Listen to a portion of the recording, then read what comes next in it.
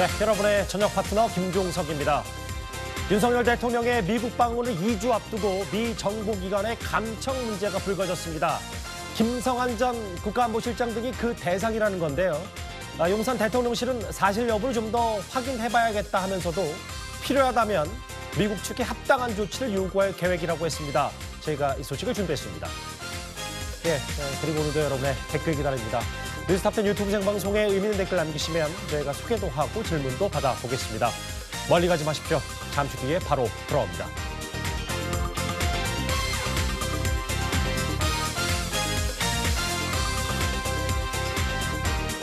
예, 오늘도 뉴스탑10이 자랑하는 뉴스고수 네 분과 함께합니다.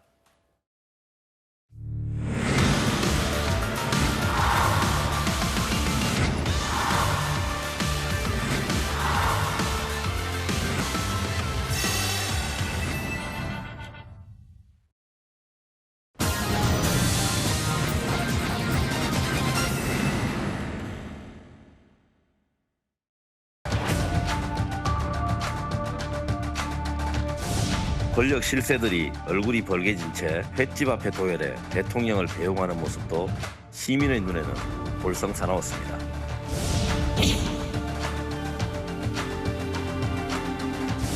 좌파의 홍위병 노릇을 자처하는 언론으로 인해 지금 우리 사회는 불필요한 갈등과 혼란의 늪에 빠져 있습니다.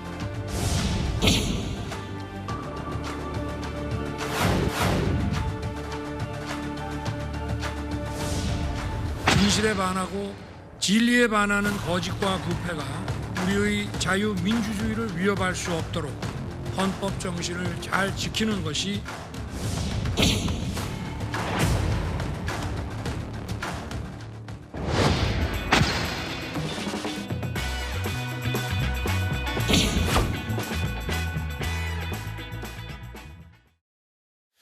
예, 일단 오늘 밤부터 강한 바람이 몰아친다고 하니까요. 강풍에 특히 여러분들 유의하셔야 될 것 같습니다. 오늘 뉴스탑10은 바로 여기부터입니다. 오늘로 내년 총선이 딱 1년 남았습니다. 그런데 정치의 불령인 타협 대신 지금 여야 모두 극한의 갈등만 있다는 평가가 많습니다. 특히 용산 대통령실 생각엔 야권이 여러 문제에 대해서 대통령실을 비판할 수 있지만 최근 한일 정상회담을 포함해서 여러 가지 가짜 뉴스를 근거로 악의적인 공세를 퍼붓는 것에 대해서 상당한 우려를 표하고 있습니다. 주말 사이 윤석열 대통령의 메시지부터 먼저 들어보겠습니다.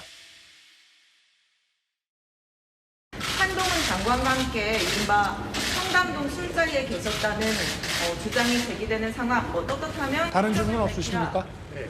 그런 저급하고 유치한 가짜 뉴스 선동은 국민을 무시하는 거니까.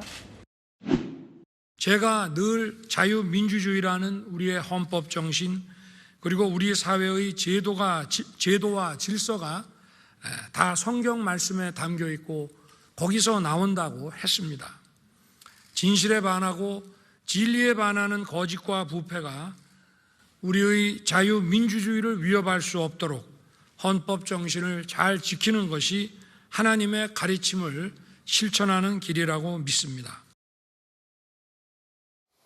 예, 부활절 연합 예배 자리에서 했던 저 윤 대통령의 발언 의미가 좀 간단치 않습니다. 일단 제가 먼저 읽어볼게요. 진실과 진리에 반하는 거짓과 부패가 자유민주주의를 위협할 수 없도록 하는 게 하나님의 가르침을 실천하는 길이다. 거짓이 민주주의를 위협한다. 이 메시지 무게는 일단 있습니다. 그렇죠. 부활절날 원래 의례적인 부활절에 대한 의미를 이야기하는 것이 상례였는데요. 윤 대통령이 이번 부활절에 영락교회 가서 한 이야기를 보면 끝없는 거짓이 헌법 정신을 위협하고 있다라는 이야기를 강조를 했습니다. 그는 지금 현재 우리 사회가 이 가짜 뉴스로 인해서 심각한 폐해를 안고 있다. 우리 역사적으로 보더라도 이 거짓과 가짜 뉴스가 어떻게 국민들을 괴롭혔는지 또 이 민주주의를 해쳤는지 이런 것들이 역사적으로 다 드러나와 있지 않습니까? 예. 특히 지금 이렇게 SNS가 발달하고 미디어가 발달한 시대에도 여전히 국민들은 이 가짜 뉴스에 굉장히 속고 또 이것을 끝까지 또 진짜라고 믿고 있는 분들 많습니다. 아직까지 청담동 이 술집 문제에 대해서 진짜라고 믿는 분들이 꽤 있거든요. 그럼 그만큼 보고 싶은 건 보는다. 또 이 가짜뉴스 퍼뜨리는 사람들이 끊임없이 그 가짜뉴스를 합리화하는 이런 행동들을 하고 있는 거거든요. 대표적으로 이번 그 연휴 때 이번 주말 드러난 바로 이제 이 부산 횟집 사건입니다. 예. 분명히 이거는 예전부터 있었던 조선시대부터 있었던 지명이라고 이야기를 했음에도 불구하고 예. 끊임없이 본인들이 이거는 일제 잔재다라고 지금 이야기를 하고 있고 또 이거를 사실상 믿고 싶어하는 믿는 게 아니라 그냥 믿고 싶어하는 사람들이 꽤 많다는 거거든요. 그런 문제에 있어서 사실 이런 가짜 뉴스가 국가적인 에너지를 얼마나 소비시키고 또 우리 국민들을 굉장히 선동시키는 나쁜 것인지 다시 한번 대통령이 강조를 한 것 같습니다. 한 번만 더 볼게요. 그러니까 윤 대통령이 가짜뉴스 혹은 거짓이 얼마나 민주주의를 위협하는지에 대해서는 과거에도 여러 발언을 했습니다. 저급하고 유치한 가짜뉴스 선동은 국민을 무시하는 것이다. 전방위로 확산되는 가짜뉴스가 자유를 보장하는 민주주의 위협이다. 어제까지요. 그럼 이현정 의원님 하나 더요. 그러니까 결국 이게 마치 뭐 용산 대통령실을 공격하고 이런 차원의 수준 뭐 이런 비판 정도의 문제가 아니라 이게 사회적으로 여야 진영 논리할 것 없이 큰 문제가 됐다. 이게 국가 지도자의 생각이란 말씀입니까? 그렇죠. 얼마 전에 우리가 이제 뭐 광우병 있었고요. 또 성주 사드와 관련된 전자파 문제가 있었지 않습니까? 이번에 또 후쿠시마 문제가 있었고 또 이번에 이제 이런 일식집 관련된 소동이 있었거든요. 이게 어떤 문제에 대해서 우리가 접근하는 방식이 과학적으로 접근을 해야 되는데 우선 서로 상대방의 진영이 다르다고 해서 무조건 그것을 사실화시키면서 출발했던 저는 뭐 분명히 기억납니다. 예전에 성주 사드에 성주에 내려가셔서 민주당 의원들이 가셔서 전자파에 튀겨 죽는다. 이런 이야기를 노래로 만들어 부르셨어요. 근데 어떻습니까? 지금 현실은? 전혀 그것이 아니다라는 게 드러나고 있잖아요. 바로 그런 겁니다. 그때 선동했던 사람들은 지금은 전혀 아는 척을 하지 않습니다. 마찬가지죠. 이렇게 일식집 이름까지 가지고 선동하는 이 세력이 있는 상황에서는 과연 우리 민주주의가 정상적으로 작동할지 그런 부분에 대한 우려가 있는 것 같습니다. 특히 이 얘기요. 얼마 전에 윤석열 대통령과 시도지사 장관들이 찾았던 이 부산 횟집 이름을 두고 한 온라인 매체가 확인되지 않는 말들을 쏟아내니까 이게 정치권 공방으로까지 번진 겁니다. 일광읍이란 이름은 일제 강점기 때 만들어진 행정구역이라는 더 탐사의 엉터리 해석과 달리 조선시대부터 있었던 일광산에서 유래됐습니다. 삼남한상을 죽창가와 연결시키는 이재명 대표와 민주당 그리고 더 탐사 같은 좌파의 홍위병 노릇을 자처하는 언론으로 인해 지금 우리 사회는 불필요한 갈등과 혼란의 늪에 빠져 있습니다. 민주당이 공당이라면 지금의 이러한 사태에 막중한 책임감을 느끼고 망국적 죽창가를 멈추어야 할 것입니다. 권력 실세들이 얼굴이 벌개진 채 횟집 앞에 도열해 대통령을 배웅하는 모습도 시민의 눈에는 볼썽사나웠습니다. 이게 사실 대통령 앞에 도열해 있다. 그래서 야권 인사들이 좀 비판 목소리를 내다가 그게 한 발, 두 발 더 나아가서 한 매체가 이런 주장, 글쎄요. 제가 이 주장을 하나하나 다 읽지는 않겠습니다. 다만 그 주장을 함에 있어서 또 일부에서는 또 그걸 실제로 받아들여서 인용하고 또 윤 대통령 공격 대상으로 삼고요. 뭐 이런 부분들이 주말 새 오늘까지도 이어졌거든요. 그렇죠. 그러니까 저 횟집 사건으로 인해서 일파만파로 이게 가짜뉴스가 퍼지더니 그 부분을 또 믿고 싶은 사람은 또 믿고 또 나중에 결국 사실이 아님이 드러났음에도 불구하고 사실은 그것들이 계속 확산되는 양상들이 남아 있습니다. 예. 아까 대통령이 부활절 기념회에 와서 부활절 보통의 그 메시지와는 조금 결이 다른 그런 거짓과 부패, 진실에 반하는 거짓이 자유민주주의를 위협한다고 굳이 강조했던 이유도 저는 최근에 온라인상에서 SNS상에서 여야 간의 이 진영 싸움 속에서 너무 가짜뉴스가 폭증하고 있다는 점에 대한 경고라고 보고요. 저는 이 일광 횟집이라고 하는 일광이라는 이름을 시비를 걸어서 저렇게 대단한 창작을 쓴 것 자체가 놀라울 지경이고요. 그렇게 따지면 뭐 동아일보가 일본 신문입니까? 그렇게까지 갈 수밖에 없는 거거든요. 저는 그런 식의 상상력이 통용된다는 것 자체가 저는 우리 사회의 정치적 진영 때문에 왜 보고 싶은 것만 보게 되는 이런 사실에 우리가 좀 얽매여 있는지 이 부분에 대해서 최근에 정치학자들은 미국에도 트럼프 현상이 그런 게 있습니다만 대안적 사실이라는 이야기가 개념으로 나옵니다. 예. 그러니까 자기가 믿고 싶은 것만 사실이 아님에도 불구하고 그걸 사실을 굳이 보고 싶은 거죠.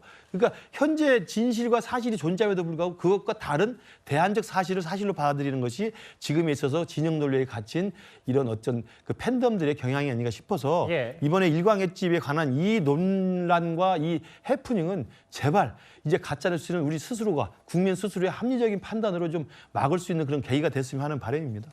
이게 예전 같으면 그냥 한 온라인 매체가 주장한 거니까 그냥 흘려듣겠다라는 것도 뭐 저희 같은 기성 언론이나 아니면 뭐 여당에서 그럴 수 있겠지만 워낙 지금 상황이 여러 가짜 뉴스들이 있고 정치권에 첨예하게 대립하다 보니까 다음 화면을 좀 볼게요. 실제로 부산이 지역구인 하태경 의원 뭐 혹은 뭐 국민의힘 대변인 일광읍 규장각 사료까지 찾아내서 어떻게 이 이름들이 지어졌는지까지 다 얘기할 수밖에 없었어요. 그 설전 변호사님. 네네.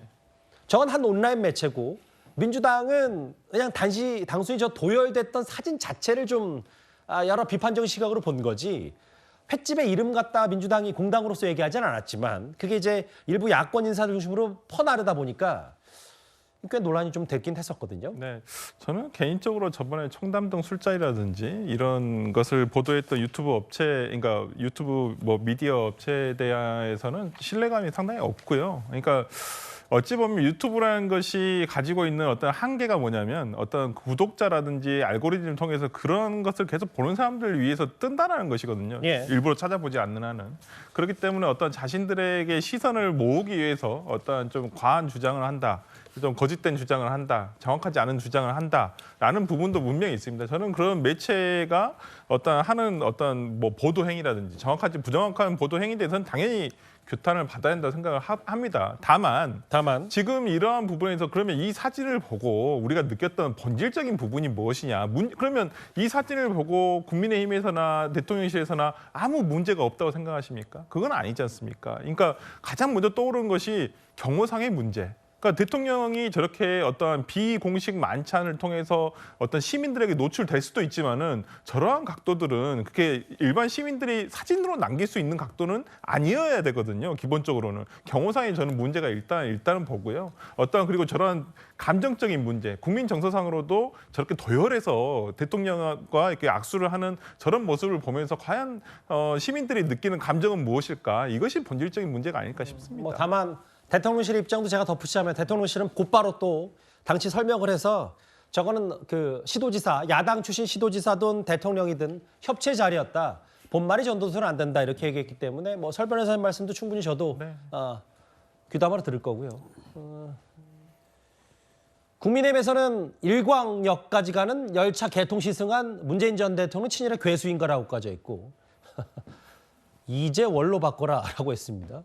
부산 지역구인 하태경 의원을 이거 친일 몰이를 위해서 영어 단어까지 왜곡한다라고 했는데 여당 의원들도 가만히 있지 않았고요. 다음 화면을 좀 볼까요? 그러니까 이 큰 틀에서 대통령실 생각은 이건 부산 엑스포 성공을 위해서 힘을 모은 자리고 결국은 최근에 야당에서 얘기하는 반일 문제, 한일 정상회담 결과를 두고 여러 왜곡된 시각과 비판적인 목소리가 계속 혼재돼 있다. 뭐 이걸 지금 대통령실이 지적하는 겁니까? 네. 그러니까 이제 그날 왜 모여서 식사를 함께 했는지 이 모임의 본질에 좀 주목을 한다라면 어디에서 무엇을 먹었는지는 그다지 중요하지 않은 부차적인 문제일 수 있는 것이거든요. 예.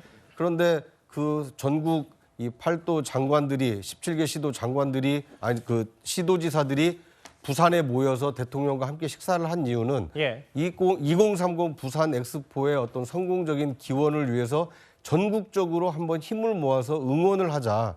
이제 이런 회의를 위해서 모였던 것이고 회의 이후에 함께 식사를 한 겁니다. 이것은 말 그대로 부산을 위한 일이기도 하지만 부산 엑스포가 유치가 된다면 대한민국을 다시 한번 전 세계에 알릴 수 있는 좋은 일이니 다른 시도지사들도 함께 합시다. 중앙부처 장관들도 부산 엑스포 성공적인 유치를 위해서 힘을 모읍시다. 이제 이런 회의 자리와 회의 이후의 어떤 식사 자리다. 이런 본질에 천착한다라면 윤 대통령에 대해서 뭐 시시비비를 이렇게 가릴 이유가 별로 없는데 그런 본질은 다 외면하고 왜 일본이라는 일자가 들어가는 그리고 빛광자가 들어가는 식당에서 밥을 먹었느냐.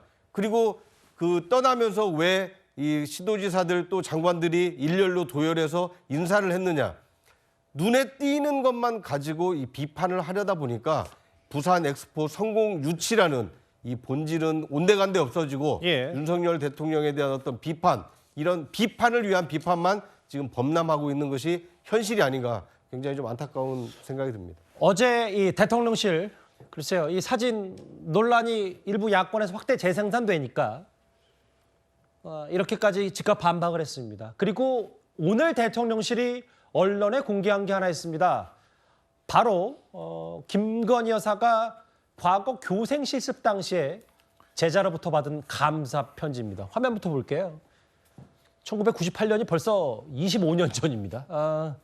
어린이 대공원에서 열린 사생대회, 당시 숙명여대 석사과정 절차 과정을 밟고 있던 김건희 여사가 광남중학교 교생 실습 때 찍은 사진, 이 사진입니다. 이현정 의원님. 네.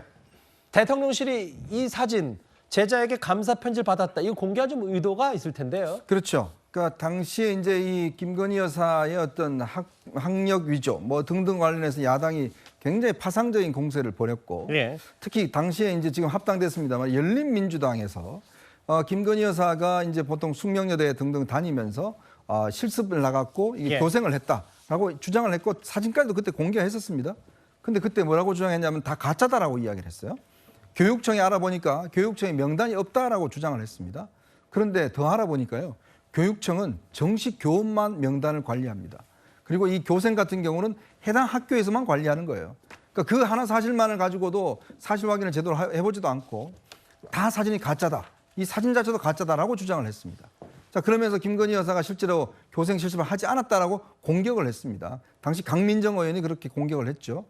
자, 그런데 이제 오늘 공개한 게 뭐냐면 당시 학생들이 그거 보면서 가슴이 아팠다. 왜냐하면 당시에 같이 교생 실습도 했고 또 떠날 때 많이 울기도 했고 그런 것들이 있었다. 편지 보낸 것도 있었고 그런 부분에 대해서 학생들이 이제 편지도 보내주고 사진도 공개했단 말이죠. 그러니까 결국 대통령실에서는 이 똑같은 일련의 이 흐름과 똑같습니다. 당시에 그것도 가짜 뉴스였는데 이렇게 어떤 사실관계로 증명되는 것들에 대해서 저기 나오는 김명심 이 선생님 같은 경우는 개명을 하기 전에 이름입니다. 그러니까 그렇게 이제 공개를 한 겁니다. 그러니까 이게 조금만 더 확인하면 국회의원들이 아니 당시에 서울교육청에서는 당연히 명단이 없죠. 왜냐 교원들만 관리하니까. 그러니까 좀 더 확인만 하면 다 확인될 수 있는 문제도 계속 상대방의 공격을 위해서 공격을 하고 하다 보니까 결국 이런 또 하나의 또 가짜 뉴스가 있는 게 아닌가 싶습니다. 그 사진이 25년 전 김건희 여사의 교생 때 사진이 좀 공개가 됐고 제자 A 씨 마지막 작별 인사를 하면서 눈물 펑펑 흘리던 김건희 교생 선생님의 모습을 기억한다. 각종 음해에 시달리는 모습을 보면서 마음 아파하는 친구들이 많았다라고 했고 저기 보면 김건희 여사의 개명 전 이름 김명신 1998년 5월 1일 매너 좋고 열심히 하던 멋진 모습 선생님이 벌써 헤어지는 순간이 다가와서 선생님은 너무도 아쉽구나.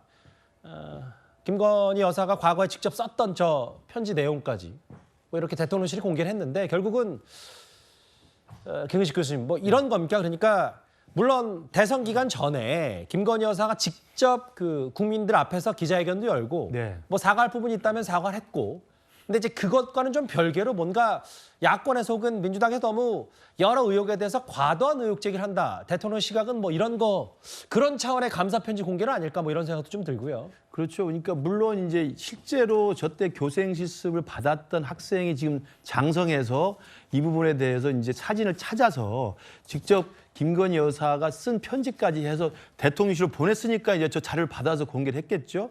그러니까 그 전부터 저런 일이 있었다면 미리 그때 공개를 했겠지만 최근에 아마 이게 도착했으니까 아마 이걸 받아서 공개를 한 것 같은데 사실은 대통령 선거 기간에 김건희 여사의 이른바 허위 합격력 가지고 얼마나 많은 논란이 있었습니까? 그래서 결국은 당시에 후보의 부인으로서 가서 기자회견을 해서 돋보이려고 좀 부풀린 거에 대해서 사과를 했단 말이죠. 그런 것에 대해서 지금 마치 민주당 측에서 뭐였냐면 조금씩 부풀린 것 자체를 아예 없는 걸 유주한 것으로 몰아갔던 측면이 굉장히 강했어요. 그런 것들이 교생 실습도 그중에 하나였습니다. 아까 이현중 의원이 말씀하신 것처럼. 그랬음에도 불구하고 그것들을 증명할 것들이 없었는데도 이제 지금 뒤늦게 이런 사진이 나오고 실제 필체가 나온 편지가 나오니까 지금 공개를 한 건데요. 제가 볼 때 실제로 저때 교생 실습을 받았던 학생 입장에서는 얼마나 웃겼겠습니까? 그리고 얼마나 억울했겠습니까? 교장 선생님은 와서 그때 그 좋은 추억을 가졌던 선생님이었는데 그런 것을 보면 지금 우리가 이야기할 때 아직도 민주당에서 보면 허위 합격력에 대해서 지금 의혹을 제기하고 수사를 받아야 한다는 이야기를 계속 하는 사람들이 있습니다. 그리고 또다시 도이치모터스 조작 사건도 이야기를 계속 하고 있습니다. 그러니까 지금 정치적 공방의 소재로 이야기되는 것들이 명백하게 사실에 입각해서 의혹이 있으면 분명히 파헤쳐야 됩니다만은 그것이 아니고 몇몇의 그냥 떠도는 풍문에 대한 몇 가지의 의혹의 격가지만 가지고 부풀려서 이야기하는 거 이것도 아까 말한 일광액집의 그런 가짜뉴스와 사실은 별반 다를 게 없거든요. 예. 저는 그런 것에 대한 대통령실의 단호한 입장들을 이번에 뭐 대통령실이 저거 뭐 어떻게 찾았겠습니까? 보내준 걸 받았겠죠. 그걸 아주 대놓고 제가 볼 때 설명을 하면서 보이지 않게 간접적으로 우회적으로 저런 가짜뉴스에 대한 단호한 입장들을 좀 정리한 게 아닌가 싶습니다. 이제 굳이 근데 김 교수 말씀에 첨언하자면 민주당에서 좀 무게를 두고 의혹 제기하는 부분은 이제 허위 의혹과는 좀 더 별개로 도이치모터스 부분은 분명히 민주당 생각엔 문제가 있으니까 뭐 특검도 하고 의혹 제기를 하다라고 하기 때문에 이제 동일선상에서는 민주당 시각에서는 볼 수 없다. 뭐 이런 부분도 제가 첨언을 좀 하겠습니다. 허위 합격력도요. 예. 저희도 교편을 잡아서 있습니다만 예. 교수도 초빙 교수가 있고 연구 교수가 있고 강점당 교수가 알겠습니다. 많아요. 예. 그런데 어디 나갈 때 교수라고 하는 경우도 있어요. 이것도 법적으로 처벌하자 그러면 어떡할 겁니까? 그런 성격의 것이 많다는 거예요. 뭐 여기 설주환 변호사도 계시지만 그래도 제가 민주당은 또 그 사안을 보는 시각이 좀 무게가 다르다. 이런 건 제가 뭐 대변하는 입장에서라도 잠깐 좀 첨언을 하겠습니다. 일단 대통령실이 김건희 여사 관련된 과거 제자의 감사 편지를 오늘 이례적으로 공개를 했고요. 이게 비슷한 맥락에서 좀 하나 더 보면 최근에 민주당이 최민희 전 의원 방송통신위원회 상임위원 추천안을 단독으로 통과시킨 것에 대해서 국민의힘이 철회를 요구하고 나섰습니다. 그런데 대통령실도 여러 가능성을 검토 중인 것으로 전해졌습니다. 이용수 할머니께서 윤미향 당선인이 국회의원이 되는 것에 대해서 저렇게까지 거부감을 보이실까 솔직히 납득이 안 됩니다. 밥을 못 먹었다, 난방비가 없었다는 얘기가 돌아다니잖아요. 그건 사실일 수 없다는 말씀부터 사실이 아니란 말씀. 예, 제가 말씀드리는 거고. 어떤 여성이 어깨를 잡고 사진 찍은 게 나왔더라고요. 근데 그건 어깨 잡으면 요새 굉장히 민감한데 하여간 강원도는 모든 것에 좀 치외복권지대구나. 가짜뉴스 유포 전력자로 가짜뉴스를 건절해야 하는 방통위원으로서 부적절한 데다가 한국정보산업연합회 상근 부회장 출신으로 법적 결격 논란이 있고요. 또 공정성과 객관성을 담보하기 어려울 정도의 극심한 정치 편향성 등도 있지만은 뭐 유명 의원 관련해서 저 얘기 그리고 윤 대통령이 과거에 식당 그 여사장님 이제 어깨동무했던 거 원치 않은데 한 거 아니냐 했다가 여사장님이 나중에 또 반박까지 했거든요. 저 직접 본인이 하라고 했다고. 뭐 그런 여러 뒷말이 나오는 발언을 했던 최민희 전 의원을 여당이 방통위 의원으로 밀어붙이려고 하니까 국민의힘에서 앞으로 그럼 대통령실을 건의하겠다. 철회를 이렇게 얘기했어요. 어떻게 좀 받아들이십니까? 네. 그러니까 이제 뭐 야당목 방통위원이고 그것을 사실상 국회에서 이제 선출을 한 것이기 때문에 대통령의 임명 절차만 남은 것입니다. 예. 그런데 지금 이제 여당에서 문제를 삼고 있는 것은 최민희 의원이 2016년 4월 20대 총선 TV 토론에서 이 허위 사실을 유포한 것이 선거법 위반으로 기소가 돼서 대법원에서 벌금 150만 원 이 선고를 받은 일이 있습니다. 그러니까 이런 이제 이 허위 사실 유포로 유죄 판결을 받은 분이 예. 가짜 뉴스 근절에 앞장서야 되는 방통위원으로 그 적절하냐? 이제 부적절한 인사니까 야당목 이 방통위원 추천을 철회하라 이렇게 얘기를 하면서 사실상 대통령 임명만 남았던 이 최민희 방통위원 임명이 지금 사실상 지금 보류가 돼 있는 상태입니다. 예. 앞으로 윤석열 대통령이 언제까지 임명을 하지 않을지 또 야당에서 이 최민희 그 방통위원 후보자에 대한 그 임명을 철회할지 이것을 지켜봐야겠습니다만 일단 방통위원 선임은 상당히 좀 제동이 걸린 상황이기 때문에 당분간 이 공방은 좀 계속될 가능성이 크다 이렇게 예상이 됩니다. 왜냐하면 최민희 전 의원이 저런 과거의 이력 말고도 이재명 대표에 대해서 이런저런 표현들이 너무 편향된 거 아니냐, 혹은 그 3년 전에 한국정보산업연합회 상근 부회장으로 있었는데 이게 3년 이내 방송통신 관련 사업에 종사했던 사람은 방통위원이 될 수 없다. 이것 또한 결격 사유로 볼 수 있는 거 아니냐, 뭐 이런 얘기까지 있어요. 이러저런 대통령실에서 방통위원으로 최민희 전 의원 임명 안 할 가능성도 있다는 얘기가 나오니까 오늘 야당에서도 바로 반박을 했거든요. 일단 어떻게 받아들이시겠습니까? 일단 저는 진성준 수석 부대표의 지적이 조금 타당하다고 봅니다. 일단은 내용상 뭐 최민희 전 의원의 어떤 과거 전력이라든지 이런 부분들이 지금 결격 사유가 전혀 없어요. 특히나 뭐 허위사실 유포로 벌금 150만 원 선고받았다고 하지만은 이거 다 사면 받으신 상황이고요. 그렇기 때문에 지금 법적으로 절차가 지금 민주당에서 추천할 때도 다 이런 부분에 대해서 검토를 하고 지금 추천을 하는데 이런 부분에 대해서 뭐 법적인 하자가 없음에도 불구하고 이것을 임명 절차를 하지 않으시는 것은 어찌 보면 대통령의 직무유기라고 볼 수 있을 것 같고요. 예. 뭐 최민희 의원이 정파적으로 뭐 치우쳤다 이렇게 볼 수도 있죠. 그 부분은 뭐 이제 최민희 의원이 민주당 소속이셨었고 지난 선거 동안에 방송 활동을 열심히 하시면서 그렇게 뭐 편향된 말씀을 하신 것도 뭐 사실이긴 사실입니다. 예. 뭐 그런 뭐 저도 마찬가지로 민주당을 뭐 약점이 있으면 커버 쳐주고 강점이 자랑할 게 있으면 더 자랑하고 이런 것이 맞는데 그렇다고 해서 이런 어떤 정파적 편향성을 이유로 뭐 방통위원으로서 당연히 방통위원이 되면 당적을 떠나야 되거든요. 예. 그때부터는 본인 말만 떠나 뭐 공정하게 중립적인 자세에서 열심히 하겠다고 하고요. 저는 이런 부분에 대해서 국민의힘에서 이런 부분 조금 저는 타당하지는 않다. 왜 그러냐면 김태호 안보 1차장도 어찌 보면 150만 원 그것도 기밀 유출건으로 예. 벌금 받았어요. 그것도 사면 되시지 않았습니까? 그래도 지금 아주 중요한 자리에서 일을 하고 계시지 않습니까? 그렇다고 한다면 최민희 의원에 대해서 뭐 민주당 출신이니까 뭐 마음에 들지 않는 부분도 충분히 있을 수 있습니다. 뭐 아까 말씀하셨듯이 법적으로도 결격 사유가 될 수도 있다는 부분도 지적도 충분하다고 저는 보입니다만은 이미 국회에서 통과가 된 부분에 대해서는 저는 대통령께서 이번 임명해 주셨으면 좋겠습니다. 뭐 김태호 지금 차장 얘기하셨는데 이제 그것과 또 가짜 뉴스 다스려야 되는 방통위원장은 좀 더 그런 얘기도 다르죠. 있고 네. 아까 말씀하셨던 것처럼 유관기관에서 과거 종사한 경력이 있어서 그건 법적으로 문제가 있는 거 아니냐면 이런 얘기가 있기 때문에 그것만 제가 덧붙여서 마무리하겠습니다. 첫 번째 이슈 여기까지였습니다. 다음 주제는 오늘 좀 여러 논란이 있었던 이 얘기로 좀 가보겠습니다.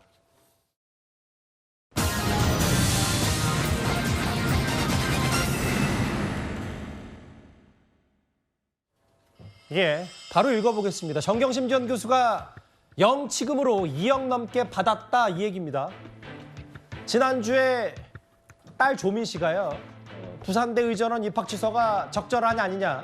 그런데 1심 재판에서 조민 씨가 졌습니다. 입시의 공정성 문제를 거론했던 게 바로 이 재판부였는데요. 오늘은 보시는 것처럼 어머니 정경심 전 교수와 관련된 보도 하나가 나왔습니다.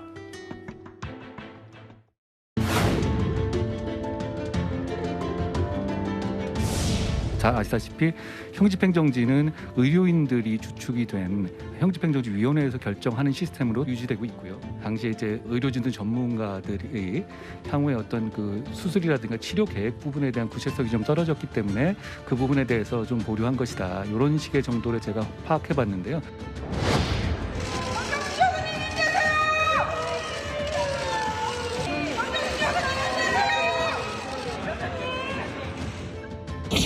건강을 지키는 게 재판에 성실히 임하겠습니다.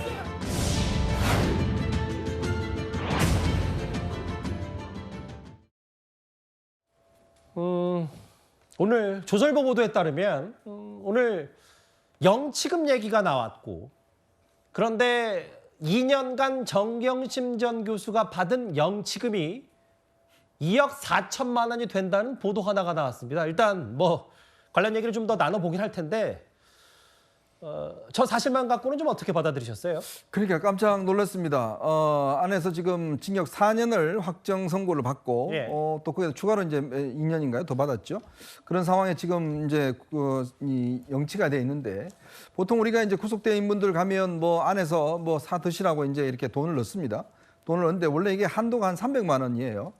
근데 지금 정경심 교수가 2년 단 영치금이 2억 4천만 원이나 됐다는 게 정말 놀랄 상황인 것 같습니다.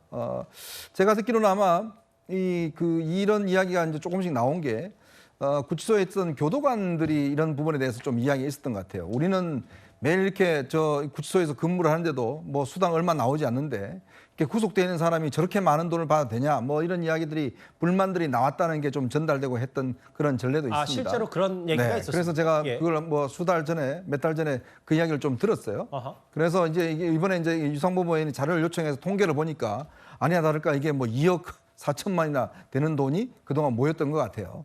그러니까 어떤 사람들은 가만히 안에서 구속돼 있어도 돈이 쌓여 있고 열심히 교도관들은 이 감시를 하는 사람들은 그렇게 수당을 얼마 받지도 못하고 뭐 이런 현실들을 아마 토로했다는 이야기가 꽤 나온 것 같습니다. 참 이런 걸 보면 우리 사회가 글쎄요 이게 지금 뭐 좋은 일 하다 들어가신 건 아니지 않습니까? 무슨 뭐 독립운동 하다 들어가신 것도 아니고 민주화운동 하다 들어가신 것도 아닌데 어떻게 이렇게 많은 돈을 이렇게 하는 것인지 또 이거는 그냥 아까도 우리가 쭉 일관된 겁니다. 믿고 싶은 것만 믿고 싶은 것이고 또 자기를 지지하고 싶은 사람만 지지하고 그 사람이 뭘 하든 간에 그런 어떤 팬덤 문화가 빚어낸 하나의 저는 뭐 서글픈 장면이 아닌가 그렇게 보고 있습니다. 논평 중에 좀 꼭꼭 씹어서 가고 싶은 게 있어서요. 그러니까 이현정 의원 취재에 따르면 교도관들이 좀 상대적 박탈감을 느끼는 얘기가 밖으로 좀 나왔고 네. 그러다 보니 뭐 국회의원 차원에서 혹은 유상범 의원 차원에서 뭔가 조사를 해서 그 자료가 나왔고 그게 언론을 통해서 이렇게 나왔다. 뭐 이렇게 저희가 받아들이면 그 연결고리는 모르겠습니다만 예. 제가 수달 전에 그러니까 이 교도관들이 그런 박탈감을 많이 느끼고 있다는 소문들은 꽤 있었거든요. 예. 그러니까 이 영치금이 워낙 많아서 이게 내부에서도 굉장히 화제가 됐대요. 왜냐하면 이게 뭐 영치금이 원래 300만 원 차는 것도 굉장히 드문 케이스인데 예. 이렇게 많은 영치금이 몰려서 아예 밖으로 그냥 계좌로 딴 계좌로 이렇게 넘긴다는 이야기를 하면서 그게 아마 교도관 사이에서는 꽤 화제가 됐던 뉴스인 것 같습니다. 알려지기로는 일부 보도에 따르면 정경심 전 교수가 2억 넘는 영치금을 받았다. 지지자들의 영치금 후원 릴레이가 잇따랐다. 화면을 좀 제대로 보겠습니다. 김은식 교수님, 이게 원래 글쎄 우리가 영치금 얘기를 이렇게 깊게 할 줄은 몰랐지만 영치금이라는 게 법무부에서 1위부터 10위까지는 대략 액수만 공개하고 누가 얼마를 받았는지는 특정하지 않습니다. 근데 이제 여기까지 보도가 오늘 문화일보의 보도였어요. 오후에 석간신문을 통해서. 그래서 정경심 전 교수가 여기 안에 있다. 유상범 의원실의 자료에 따르면 그러니까 많게는 2억, 적게는 4천만 원까지 정경심 전 교수가 영치금을 받은 거 아니냐라고 얘기했었는데 조선일보 보도에는 그 2억 4천만 원의 주인공이 바로 정경심 전 교수다. 이런 얘기입니다. 그렇죠. 저도 그 기사를 봤어요. 이게 처음 나올 때는 설마 2억 이상 1위라고 생각은 안 했던 것 같습니다. 왜냐하면 너무 놀라운 숫자이기 때문에. 그래서 아마 1위부터 10위까지 법무부로부터 자료를 받으니까 그 구증이 있다고 한더라도 수천만 원이지 않느냐라는 것이었고 나중에 좀 조선일보가 확인해서 나온 기사로는 1위를 당당하게 차지했다는 거 아니겠습니까? 저는 정말 놀라운 일이라고 보고요. 그리고 이제 과거에는 제 기억으로는 영치금이라는 게 직접 그 교도소에 가서 면회할 경우에만 갖다 돈을 넣어준 걸로 알고 있는데 지금은 아마 영치금 보내는 게 간편한 모양이에요. 온라인상으로도 이렇게 보내줄 수 있고 그런 모양입니다. 계좌 이체가 가능하고. 아마 그러니까 보내주는 사람이 많고 의지만 있다면 감옥 안에 있어도 직접 교도소에 면회 가지 않더라도 많이 보내줄 수 있는 구조가 있는 것 같습니다. 그런데 저는 그렇게 생각합니다. 일단 입시 비리, 그다음에 진보 진영에 있었던 입으로는 진보를 외쳤지만 실제로는 개인의 자녀에 대한 부모 특혜를 통해 가지고 입시비를 통해 가지고 자녀를 보낸 걸로 대법원 유죄 판결을 받아서 지금 복역 중인 상황 아닙니까? 그런 상황에서 저는 이걸 좀 말씀이 좀 과할지 모르겠습니다만 어떤 경우에 보면 2년 동안 2억 이상을 영치금으로 받았다고 한다면 저게 돈이 그대로 남을 수밖에 없는 게요. 징역을 살면 돈을 쓸 일이 없지 않습니까? 밥을 그 안에서 먹어야 되죠. 거기서 자니까요. 그러면 그 돈이 전부 그냥 남는 돈입니다. 그러면 어떤 의미에서 보면 슬기로운 감방생활 비슷하게 지금 하고 있는 거라는 생각이 들 정도로 그래서 아마 교도관들 중에 일부에서는 뒷이야기가 나올 수밖에 없죠. 저는 그런 경우라는 면에서 좀 자괴감을 느끼고요. 또 한편 지금 정경수 교수만 그런 게 아니죠. 조국 전 장관 같은 경우 책을 냅니다. 책에 대해서 그러면 책을 낸다고 공개를 하면 사전에 예약 판매가 다 됩니다. 그리고 계속 또 책을 팔기 위한 목적으로 북콘서트를 다닙니다. 저는 정말 도대체 무슨 염치로 또 무슨 그 당당함으로 저렇게 온 가족이 모여서 모르겠습니다. 그분들 신조에는 뭐 자기들은 피해자이고 뭐 다 하고 있다 생각할지 모르겠습니다만 국민들의 시선에 봤을 때 너무 보기에 불편합니다. 정말 돌아다니면서 책을 팔고 책 인쇄를 챙기고 또 부인은 감옥을 살면서 영치금이 쌓여나가고 이런 걸 보면서 국민들이 무슨 생각을 할까요? 저는 정말 깜짝 놀랐지만 정말 좀 참담하다는 생각이 듭니다. 김 교수의 이제 논평은 존중하면서도 뭐 슬기로운 감방 생활을 해야 되는지 혹은 뭐 책 팔기에 급급해서 뭐 저런 북코스 다니는 거 아니냐. 받아든 사람 입장에서는 또 아니라고 생각할 수 있고 네. 당연히 아니라니까요. 뭐 그 부분만 제가 잠시 순화하겠습니다. 근데 어쨌든 알려지기로는 2억 4,130만 원이 정경심 전 교수의 영치금 2년간 2021년부터 지난 2월까지. 근데 이게 다음 화면을 좀 볼까요? 왜냐하면 그 300만 원이요. 영치금 계좌 보관 한도가 최대 300만 원에 도달하면 개인 계좌로 계속해서 이체가 된다. 저희가 이제 법적으로 문제를 삼는 건 전혀 아닌데 어쨌든 지지자들이 힘내시라고 영치금을 후원하고 릴레이를 주는데 이제 개인 계좌로 간다. 뭐 이것 때문에 오늘 좀 더 그 논란이 확대 재생된 면도 좀 있거든요. 네. 근데 모르겠습니다. 여기서 누굴 탓해야 되죠? 저는 아무리 생각을 해봐도 뭐 보내신 분들 탓할 수도 없고요. 그다음에 이거 또 받고 있는 또 정경심 교수를 탓하기도 참 그래요. 그러니까 보내시는 분들의 입장에서는 뭐 본인이 조국 교수를 지지하고 조국 교수가 지금 처해 있는 상황이 상당히 딱하다고 생각을 하셔서 아마 네. 어떤 이런 동정의 마음에서 저는 하시는 거라고 생각을 하고요. 그래서 이걸 누구 잘못이라고 봐야 되나라는 생각이 들어서 여기까지는 모르겠습니다. 문제 삼고 싶으신 분들은 또 이게 문제가 있다라고 볼 수도 있다라고 저는 생각합니다. 예. 금액이 생각보다 저도 이렇게 많은지는 몰랐어요. 이렇게 많이 보내신지 모르고 또 상당 부분 조국 교수를 지지하시는 분들이 굉장히 많구나 아직도 이런 생각도 들고요. 예. 뭐 금액이 어떤지를 잘 모르겠습니다만은 또 그런 부분에서 또 이 돈을 뭐 단순히 뭐 조국 교수가 어떻게 사용하는지도 모르겠습니다만은 뭐 그래도 수영 생활을 하는데 아마 도움을 받고 있지 않을까라는 생각이 들고요. 예. 뭐 이런 부분에서 참 너무 또 나쁘게만 보는 것도 좀 그렇다라는 생각이 좀 듭니다. 예. 이제 법과 제도를 잘 몰라서 그렇긴 한데요. 일종의 이런 영치금을 넣어주는 것도 이제 기부 금품에 해당이 되는데 예. 일정 수준이 넘어가면 이것은 이제 이 불로소득에 해당이 돼서 이 소득세를 납부하게 되는지 앞으로 이렇게 국세청이나 이렇게 관계 당국에서 과세 대상 말씀하시는 네, 거예요? 그러니까 이제 뭐 저는 이제 그런 생각을 뭐 한 번도 해보지는 않았는데 예. 그러니까 이제 영치금이 일반 국민의 이제 상식을 넘어가는 이제 고액이 되다 보니까 예. 만약에 그런 고액의 어떤 영치금이 어떤 소득으로 발생을 했을 경우에는 만약에 이제 추가적으로 뭐 소득세를 납부하게 됐는지 이런 것은 앞으로 이제 국세청이나 이런 쪽에서 좀 확인을 해줄 필요가 있지 않나 하는 생각이 듭니다. 설정 변호사께서 바로 옆에 계시니까 네, 왜냐하면 네, 네, 네. 그 논평의 취지도 공감합니다. 이 누구를 뭐 탓하자. 네. 그럼 뭐 정경심 교수 잘못이냐 무슨 뭐 돈 보내준 지지 잘못이냐 이런 문제가 아니라 설전 변호사께서 동의하셨다시피 워낙 많은 금액이라고 하니까 네, 다 이게 네, 이런 현상이네 있네 네, 네. 라고 받아들이는데 옆에서 구자영 차장이 말씀하셨던 저 과세 대상 너무 돈이 많으면 과세 대상이 될 수 있냐 이거 법적으로는 어떻게 됩니까? 그게 조금 힘들 것 같아요. 그건 조금 과한 해석 같습니다. 이 목적 자체가 이게 영치금으로 해서 목적이 정해진 돈이지 않습니까? 물론 증여일 수는 있습니다. 근데 여기서 여길 과세한다는 게 조금 애매한 부분이 있습니다. 증여세도 부과 어떤 한도가 있고 그렇기 때문에 제가 봤을 때 증여세의 어떤 좀 부과 대상이 되기에는 조금 힘들지 않을까. 제가 그리고 영치금에 대해서 증여세를 부과한다는 말은 제가 들어본 적이 없어가지고 새로운 분야인 것 같긴 합니다만. 그러니까 아무래도 이제 영치금 순위가 나왔는데 탑 10이 나왔잖아요. 여기 나왔는데 뭐 글쎄요. 이거는 뭐 단순히 제가 있는 그대로 말씀드린 겁니다. 어쨌든 뭐 이게 뭐 웃자고 하는 얘기도 아니고 그렇다고 각 잡고 얘기할 것도 아니지만 뭐 순위가 나왔는데 2위, 3위 뭐 이렇게 합쳐도 1위만큼 안 된다라는 얘기가 나왔고 그게 또 그 대상이 이른바 조국 사태 때 불러나왔던 입시비리 혐의 그리고 입시비리로 대법원까지 최종으로 재판부의 단죄를 받았던 정경심 전 교수이기 때문에 사회적으로는 여러 말들이 나올 수밖에 없거든요. 그리고 최근에 정경심 전 교수는 재수감 넉 달 만에 건강 악화를 이유로 다시 형 집행정지를 신청하기도 했습니다. 정 교수가 건강이 아주 안 좋아요.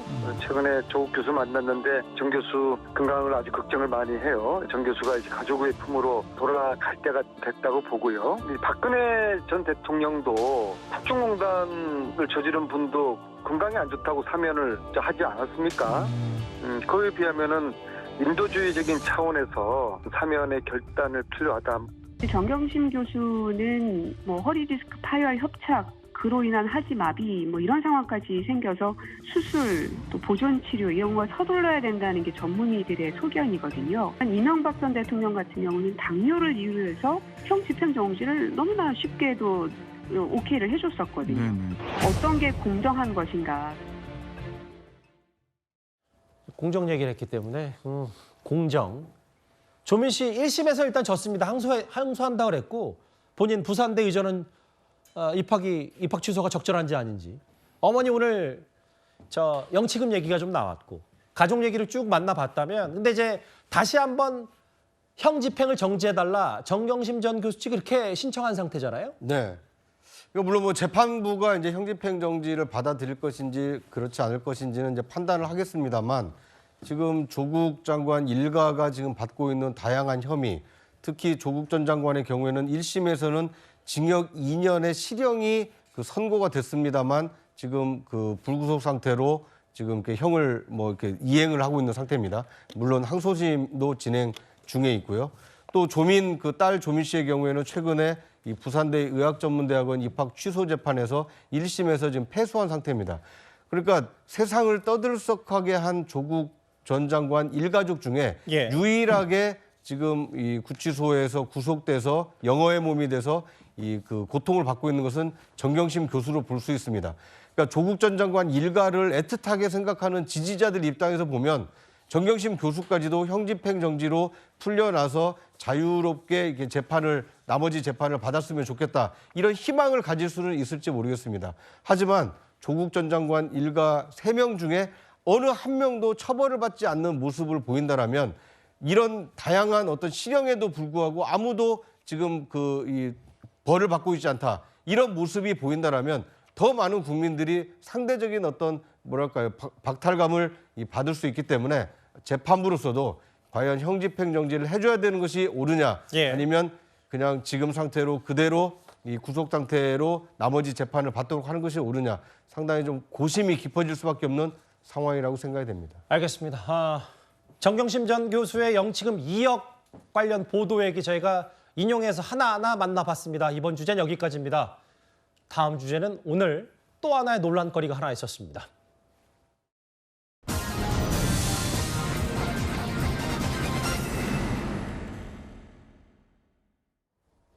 제목 그대로입니다.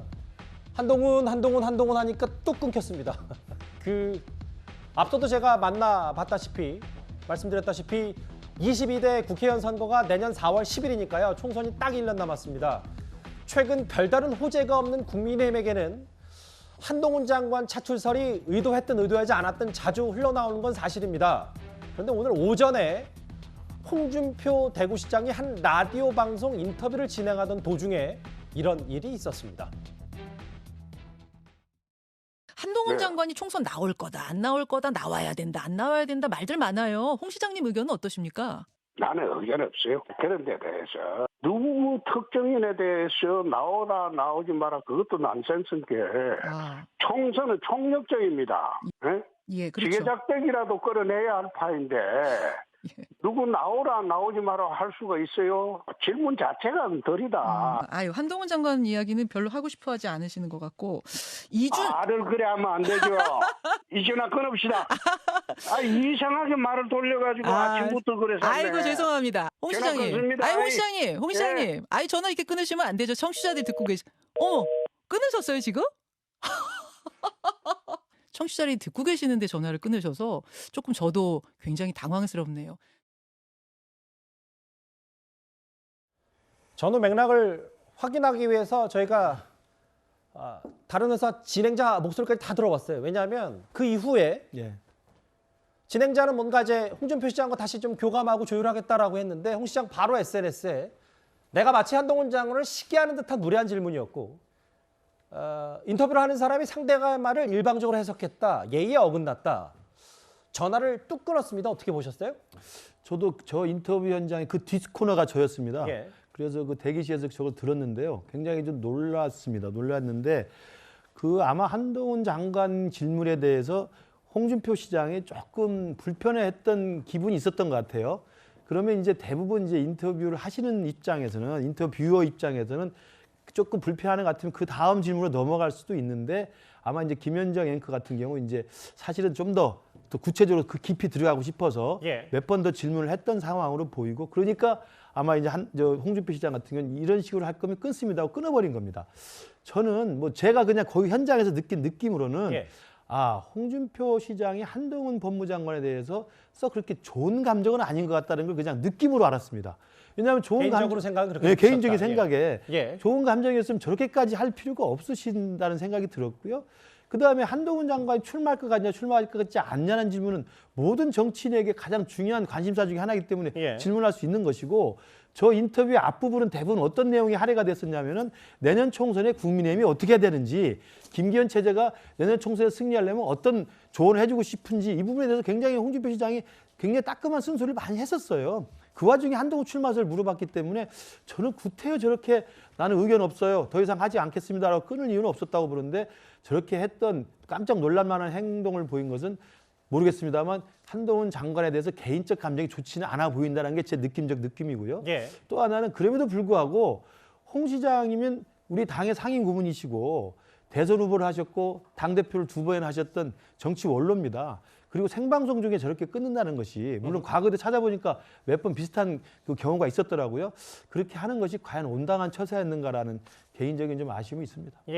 뭐 한 장관에 대한 시선이 막 곱지만 않다는 게 이제 김근식 교수의 개인적인 시각이었고, 근데 이제 여기에 보면 내가 마치 한동훈 장관을 시기하는 듯한 무례한 질문이었다. 일방적인 해석과 단정 예의에 어긋난다는 게 홍 시장 얘기입니다. 근데 저희가 제작진이 홍준표 시장이 뭐 과거에도 한동훈 장관을 좀 언급하고 평가한 사례가 있었나라고 찾아봤더니 좀 되돌아 올라가 보니까 지난해 10월 정도에 본인 SNS였더라고요.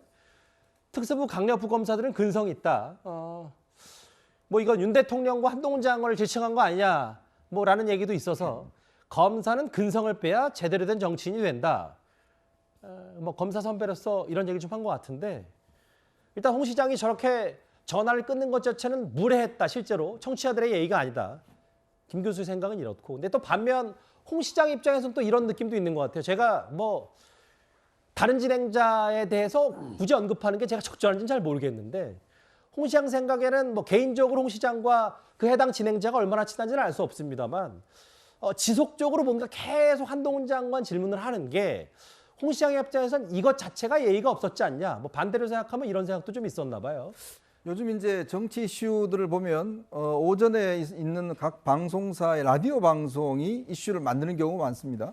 이슈를 만들어서 하루 종일 이제 뉴스 시장에 이제 돌아다니죠. 뭐 저희 탑10은 이제 오후 저녁 되면 그런 뉴스들 가지고 이제 평가하는 그런 자리가 왔는데요. 아마 이제 김현정 앵커 같은 경우는 워낙에 공격적인 이제 질문으로 뭐 유명한 분인데 아마 제 생각에는 이제 머릿속에 그랬던 것 같아요. 이 기사 제목을 홍준표 시장, 한동훈 장관 출마설에 불쾌감 표현해 뭐 이런 제목으로 조금 생각하지 않았는가. 뭐 반대해 뭐 등등 그런 걸 가지고 이제 집중적으로 질문도 보니까 한 뭐 4-5번 계속 질문을 하잖아요. 그러니까 저기서 말려 들어가면 한마디 삐끗하면 이제 그다음 뭐 이 뉴스가 그렇게 나옵니다. 그러니까 이제 홍준표 시장도 거기에 말려들지 않기 위해서 조금의 극단적인 조치를 취한 것 같아요. 아예 전화를 끊으면. 왜냐하면 지금 상황에서 홍준표 지금 시장이 만약에 한동훈 장관에 대해서 아직 멀었다. 뭐 출마하는데 안 된다. 이런 이야기 했으면 이게 또 당내에 굉장히 큰 파문이 일어날 거 아니겠습니까? 물론 제가 볼 때는 좀 무리하게 끄는 것 자체는 무리하지만 근데 홍 시장은 뭐 그 정도 해도 된다라는 게 그동안 보면 뭐 그런 행동들이 있으니까 어쨌건 이 한동훈 장관의 출마 문제는 다른 대선 후보들한테는 상당히 예민한 주제다. 그렇기 때문에 아마 오세훈 시장도 그렇고 홍준표 시장도 그렇고 즉 진행자 입장에서는 어쨌든 간에 뭔가 끌어내기 위한 뭐 그런 어떤 노력이지 않나 싶습니다. 근데 전화를 끄는 것도 뭐 적절하지는 않은 것 같아 보이는데 뭐 그럼에도 또 홍 시장 입장에서는 그 자체가 뭐 2-3차례 3-4번 넘게 물어본 게 금도를 넘은 거 아니냐. 이 판단 얘기까지 좀 저희가 그냥 간략하게 만나봤는데 홍준표 시장은 오늘 본인 SNS에 글을 쓸 때 스스로가 몇 년 전에도, 그러니까 KBS 과거 라디오에서도 비슷한 일이 있었다라고 직접 언급을 했습니다. 당시 영상도, 당시 인터뷰도 저희가 준비를 했습니다. 비대위 체제라는 게 홍준표 전 대표가 사퇴하면서 만들어졌다고 생각하는 분들이 많잖아요. 안 나오실 거라고 생각했는데 예. 나갈 명분을 말씀을 드렸고 미리 질문지 줘놓고 질문지하고 상관없이 꼭 그 탐사보도 할 때처럼 일방적으로 몰아붙이려고 하는 이 인터뷰는 내가 이거 그만합시다. 대답 안 할게요. 아, 그럼 좀 쉬운 거 여쭤볼까요, 그러면은? 아니, 쉽고 어렵고 내가 적어도 예. 지금 그 진행하시는 분이 질문하는 거 내가 대답 못할 게 없어요. 질문할 게 한 20가지 됐는데 거의 못했어요. 쪄준 대로 안 할 바에는 미리 왜 줍니까? 그랬어요. 예. 앞으로 이런 인터뷰는 안 합니다. 여기까지 듣겠습니다. 고맙습니다. 당시에는 조금 더 길게는 갔네요. 그런데 4년여 전에도 또 다른 지자체장에게도 비슷한 일이 하나 있었습니다. 저희도 화면을 준비했습니다.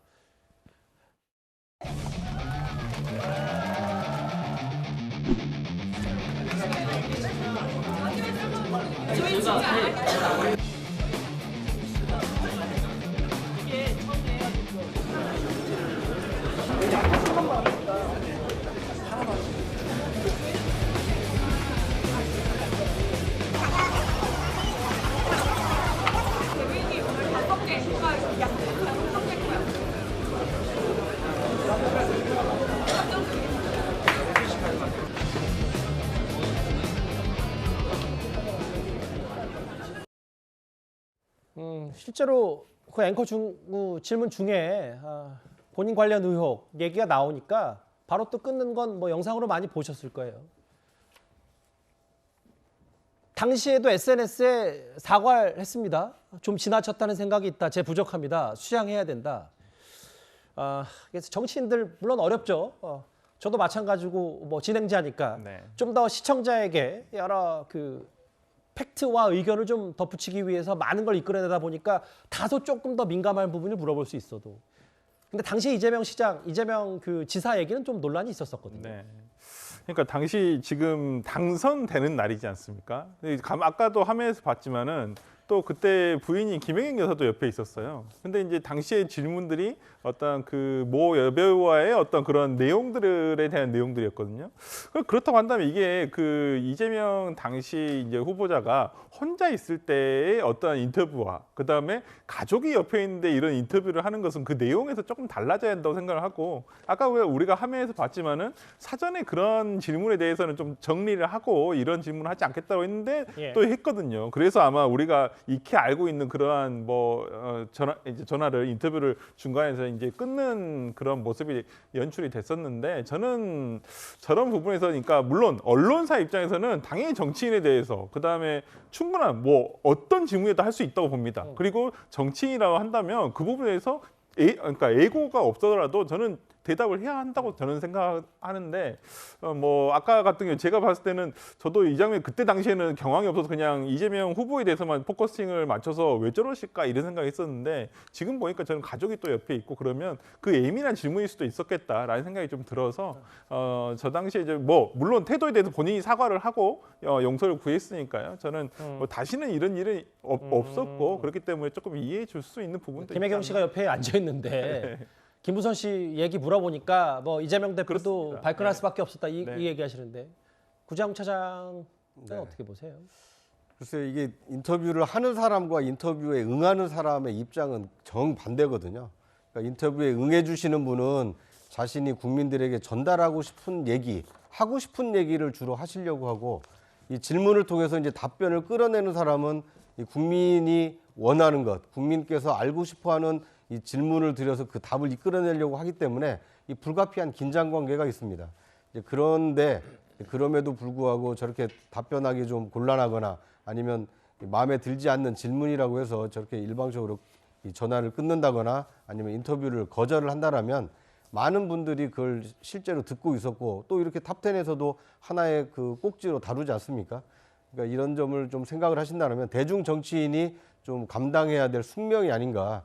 뭐 홍준표 그 시장이나 아니면 이재명 그 민주당 대표 정도 되니까 생방송 중에 저렇게 인터뷰를 거절하지 웬만한 정치인들은 저렇게 하지는 않습니다. 그런데 앞으로 홍 시장께서 더 큰 일을 하시려면 어떠한 까다로운 질문이 오더라도 능수능란하게 답변하시고 결국 자신이 하고 싶은 말씀을 잘 국민에게 전달하시는 것이 더 큰 정치인으로 성장하는 길이 아닐까 하는 생각이 듭니다. 홍준표 시장이 뭐 한동훈 장관 질문 관련해서 당시 이제 방송 연결이 끊겼기 때문에. 근데 이제 뭐 한동훈 장관 얘기도 나오고 뭐 홍준표 시장 얘기도 해봤습니다만 결국 국민의힘 시각에는 지금 총선 승리, 내년 총선 승리를 위해선 지금의 분위기 전환이 절실하다. 그래서 앞서 짚어본 것처럼 한동훈 장관을 포함해서 대통령실에서도 출마를 좀 더 해야 된다. 뭐 이런 예상자 이름까지 오르내리고 있는데요. 관련해서 저희가 화면 하나를 준비했습니다. 법무부 장관으로서 역할을 최선을 다할 거라고 분명히 단호하게 말씀드리겠습니다. 송파벽으로 이사 간다 이런 얘기죠. 제가 최근에 송파구 쪽을 가본 적이 없습니다. 송파라는 구가 왜 나오는지 저도 궁금하게 혹시 알게 되면 알려주십시오. 저도 궁금합니다.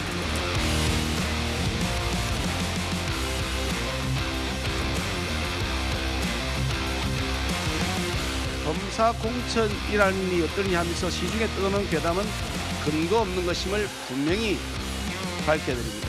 특정 직업 출신이 수십 명씩 대거 공천받는다는 것은 있을 수가 없는 일입니다.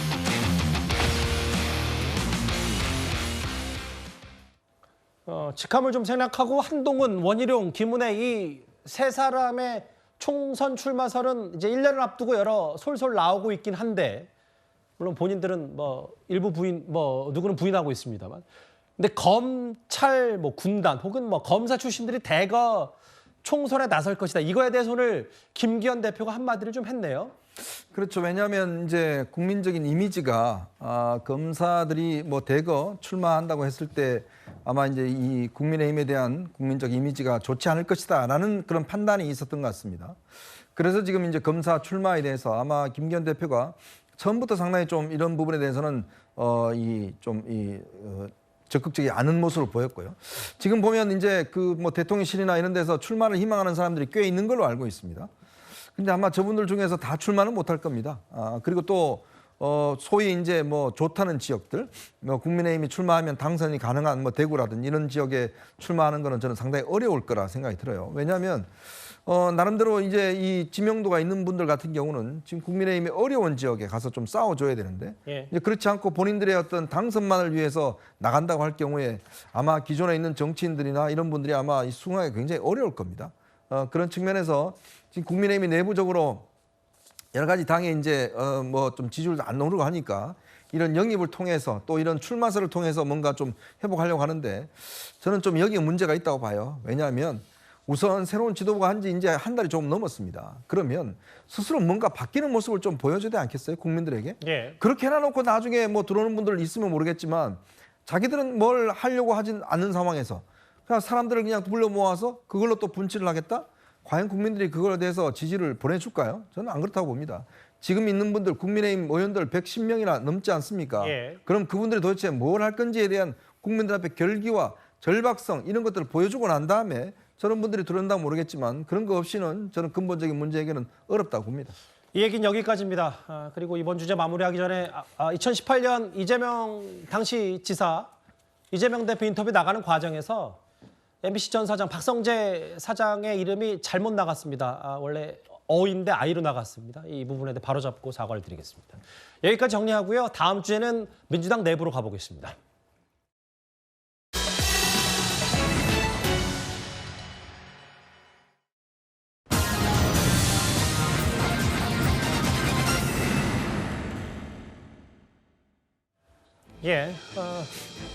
이재명 대표가 이낙연 전 대표의 장인상 빈소를 찾았습니다. 뭐 여러 의미가 있을 수 있겠죠. 왜냐하면 이재명 대표가 사법 리스크로 여러 위기인 상황에서 이낙연 전 대표가 일부에서는 대안으로 계속 거론이 되었기 때문에 두 사람의 만남이 주목을 받았는데요. 어제 장면 저희가 준비했습니다. 오늘 대회에 여러 가지 정치적인 해석이 있는데요. 직접 한 말씀만 좀 부탁드립니다. 조문 오신 거니까요. 네. 앞에서 한 말씀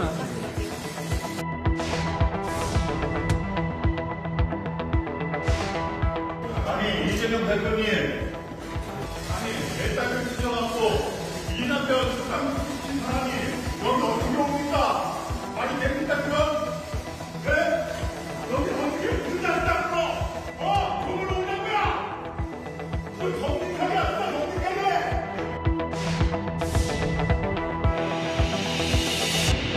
두 분 다 오랜만에 만나가지고 덕담을 했죠. 미국에서 그 대학 초청에서 했던 남북 관계, 통일 관계 얘기, 그 특강을 이렇게 보셨다고, 그래서 내용이 아주 좋다고, 감명 깊게 봤다고 그런 말씀하셨어요. 당을 잘 이끌어 주십시오. 이낙연 대표 얘기에 이재명 대표 그렇게 하겠습니다. 이 정도입니다.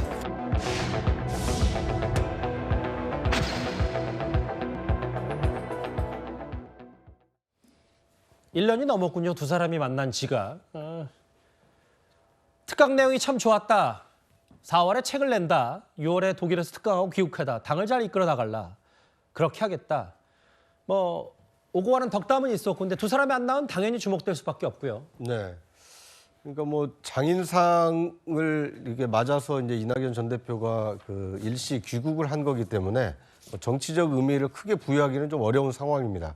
그럼에도 불구하고 시점이 참 미묘하기 때문에 이 주목을 많이 받고 있는 것 같습니다. 오늘이 이 22대 총선 꼭 1년 앞둔 날인데 그 1년 동안 앞으로 여든 야든 굉장히 많은 어떤 정치 지형의 변화, 선거 구도의 변화가 예상이 되고 있습니다.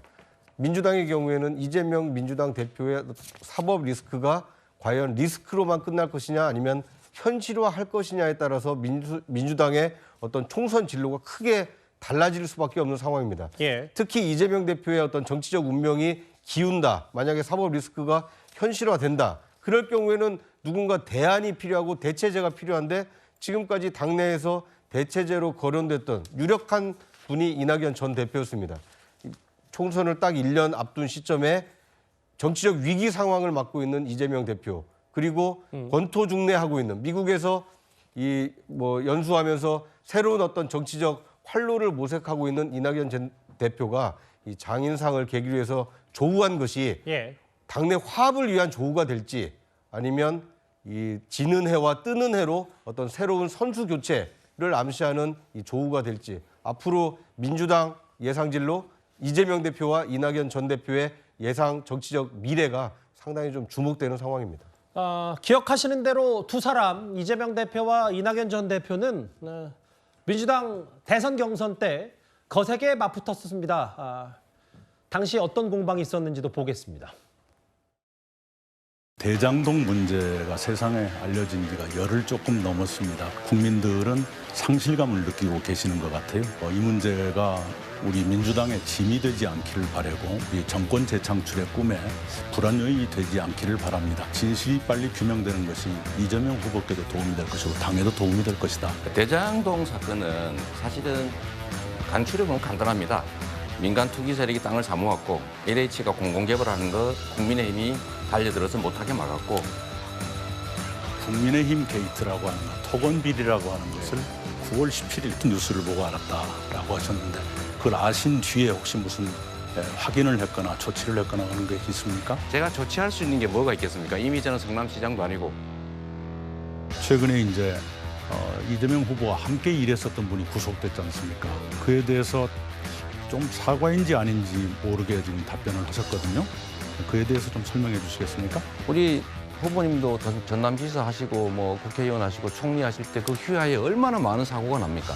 그 점에 대해서도 총리님께서도 똑같이 한번 생각을 해봐 주시면 좋겠다는 생각이 듭니다. 저는 이재명 후보처럼 그렇게 하지는 않았어요. 훨씬 더 깊게 사과를 드리고요. 저는 2년 전 토론회 때 영상이었는데 사실 두 사람 덕담은 주고받았지만 이낙연 전 대표가 다른 이들에게는 알려지기로는 원칙 없는 승리보다 원칙 있는 패배가 더 나올 수 있다. 김대중 정신과 노무현 정신이 우리 당의 큰 자산인데 그 정신을 살리지 못하고 있다. 이런 저런 우려를 표명한 것으로도 전해졌거든요. 예. 저 원칙 없는 승리보다 원칙 있는 패배가 나올 수 있다. 이거는 뭐 여러 정치인이 얘기를 했는데 좀 가장 유명한 게 노무현 대통령이 이렇게 얘기를 했었죠. 최선은 원칙 있는 승리고 두 번째는 원칙 있는 패배고 예. 최악은 원칙 없는 패배다. 그래서 이제 그런 원칙을 지키는 거 중요하다라고 얘기를 했는데 재밌는 게 제가 검색을 해보니까 2021년 6월 22일에 이재명 당시 경기도지사가 정확하게 이렇게 얘기했어요.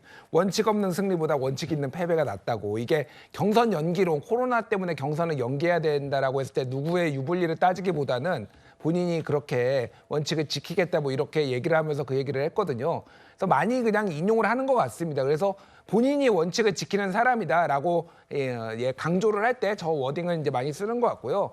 그리고 지금 통합과 어떤 포용 이런 것들이 지금 당에서 좀 잘 안 되고 있다라고 이낙연 대표는 좀 보시는 것 같아요. 예. 그래서 그 부분은 이제 소위 말해서 이제 강성 지지자 개딸 논쟁 여러 수박 논쟁이라고 하죠. 뭐 그런 것들 포함해서 여러 가지 당이 좀 어려운 것들에 대해서 좀 일침을 놓는 그런 말을 한 게 아닌가 그렇게 보여집니다.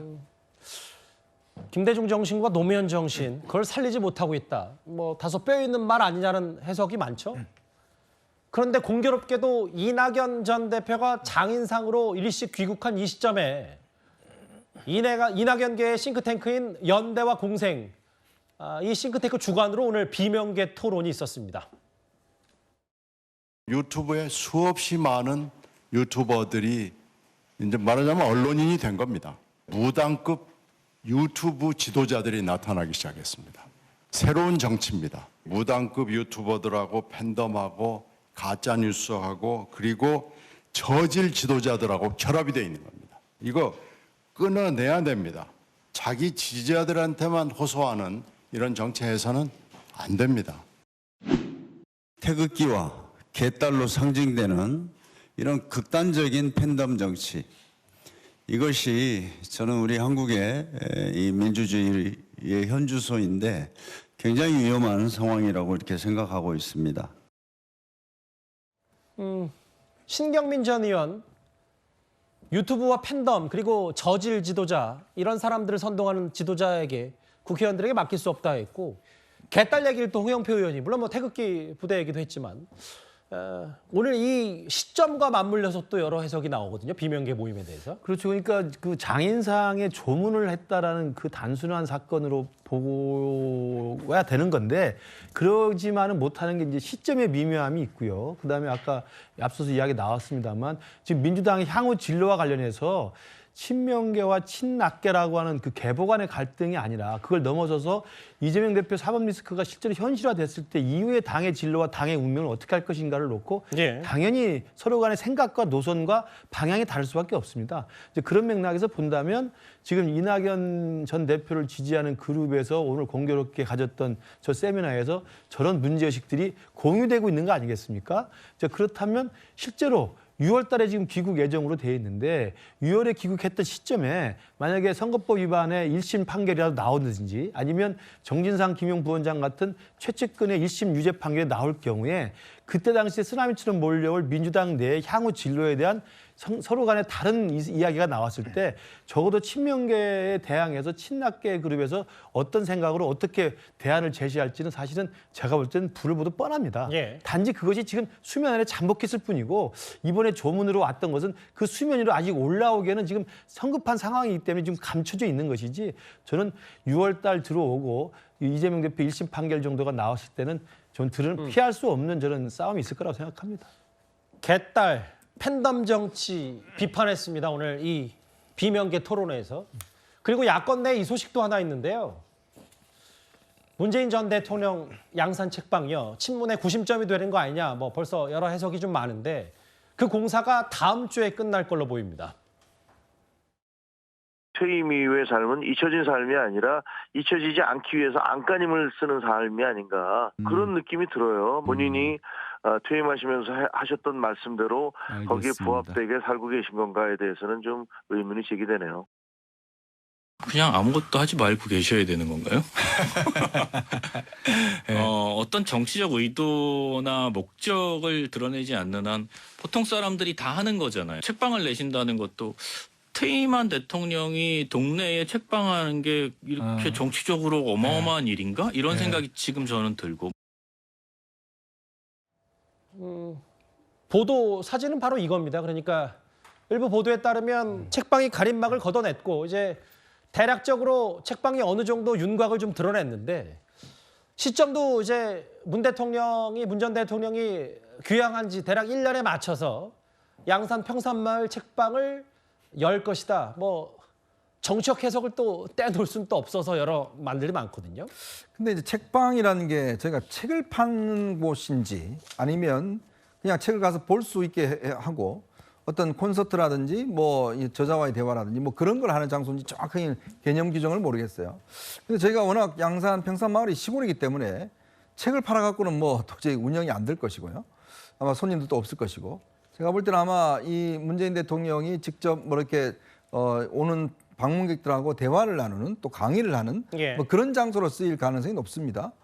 자, 그러면 거기서 그냥 아무 정치적인 주제 말고 그냥 책 내용만 가지고 이야기를 할 수 없을 거 아니겠습니까? 또 저게 운영되려면 저게 또 정기화가 돼야 될 것이고요. 또 저 멀리까지 지지자들이 또 다 갈 수가 있어야 되는 거거든요.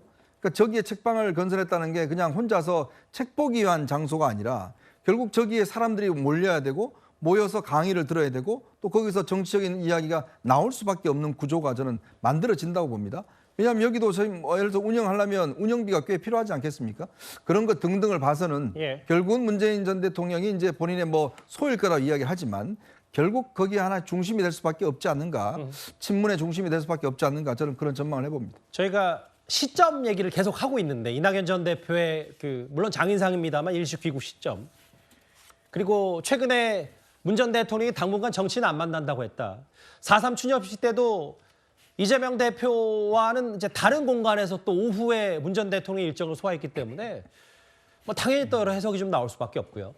그러니까 뭐 이게 이제 뭐 색안경을 끼고 보려면은 다 모든 게 다 이제 정치적으로 보이는 거죠. 사실 이제 이낙연 대표 같은 경우에도 6월 말쯤에 이제 귀국을 한다고 하고 저 책방도 5월 10일 전후 아마 퇴임하는 그 즈음에 맞추는 것 같은데 그리고 이재명 대표의 어떤 거취 논란도 지금 한창 있고 그러니까 이 모든 게 다 뭐 민주당의 어떤 진로와 관련이 있는 거 아니냐고 보려고 하면은 끝도 없는데 그냥 뭐 이낙연 대표는 원래 6월 달에 돌아온다고 1년 전부터 얘기하고 갔다 오는 거고 또 문재인 대통령 같은 경우도 책방 뭐 공사 다 끝나서 지금 내는 거고 그리고 정치인들 안 만나겠다고 한 거니까 뭐 그거는 그냥 있는 그대로 받아들이면 될 것 같고요. 저는 뭐 진짜 아까 전에 제가 뭐 탁현민 비서관의 의견에 좀 동의 안 할 때도 가끔 있는데 아까 전에 말한 거는 거의 한 99% 동의합니다. 도대체 뭘 해야지 그러면 전직 대통령은 어떤 이런 오해를 안 받는가 그런 생각은 들어요. 그래서 일단 뭐 그냥 뭐 거기서 북콘서트를 하든 뭘 하든 그거는 그대로 받아들이고 그게 정말로 정치적으로 논란이 되는 거면은 그때 비판해도 늦지 않을 것 같습니다. 알겠습니다. 문재인 전 대통령의 양산 책방 얘기까지 짧게 한번 만나봤습니다. 다음 주에는 저희가 준비한 1위입니다.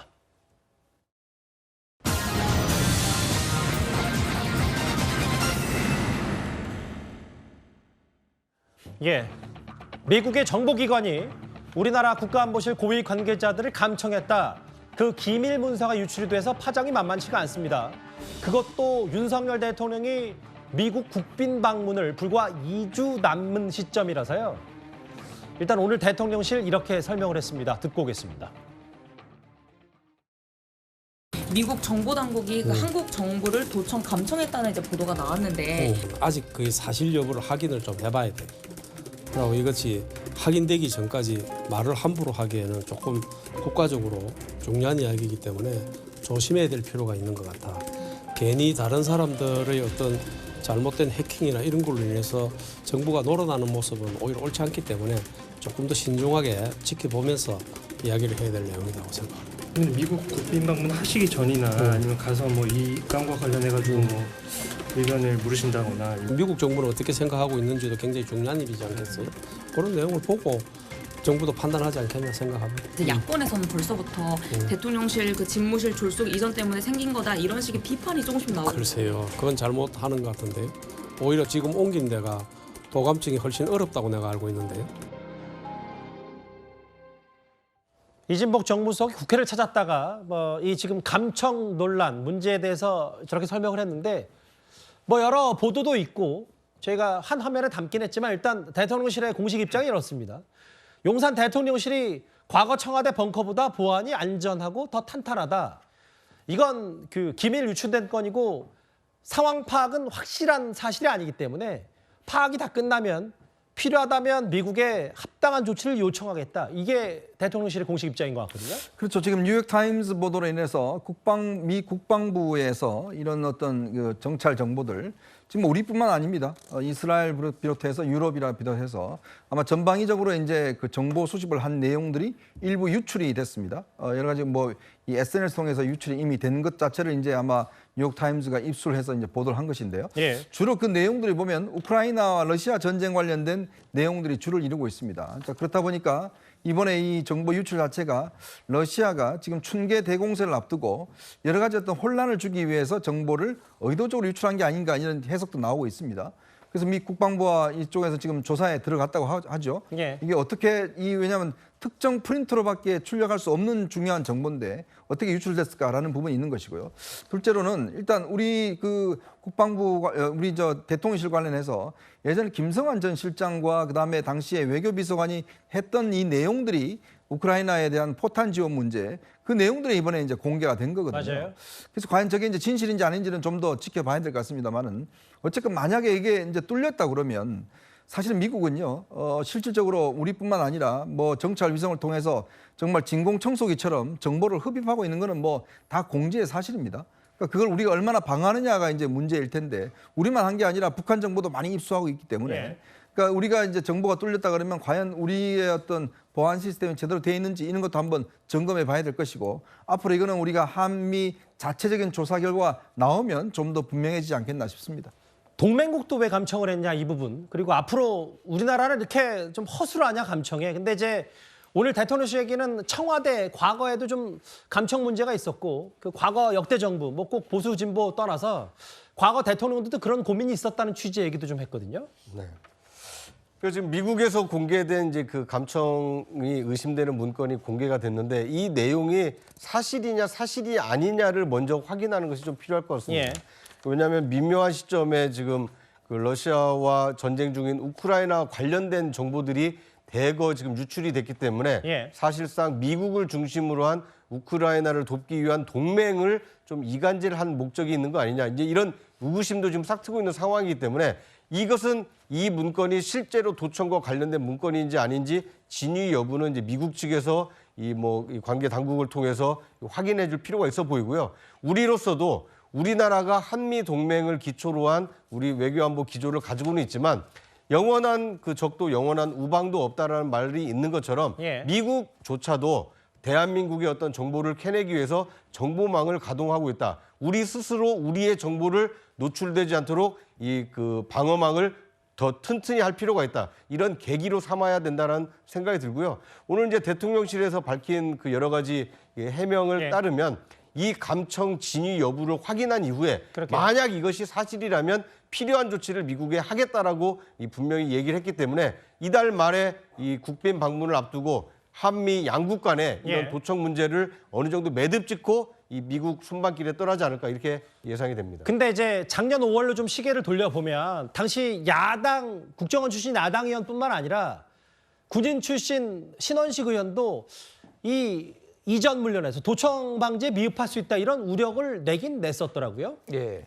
그래서 저는 궁금한 게 지금 정무수석께서는 어떤 근거로 지금 있는 용산 청사가 그럼 더 보안에 안전하다고 하는지 그게 만약에 이게 뚫린 게 아니라고 한다라면은 이거에 대해서 자료와 근거를 최소한 그러면 정보위 같은데 이런 데 운영위에 좀 비밀로라도 해가지고 국민들을 안심시켜야 될 것 같습니다. 왜냐하면은 이게 만약에 미국이 뚫었다라고 한다라면은 북한이라고 못 뚫겠습니까? 그러면 이런 식으로 지금 여러 나라가 지금 여기 용산에 있는 대통령실에 그것도 다른 데도 아니고 안보실이에요. NSC입니다. NSC. 그러니까 가장 핵심적인 지금 어떤 국가 기밀이 논의된 이게 지금 뚫렸다라는 거잖아요.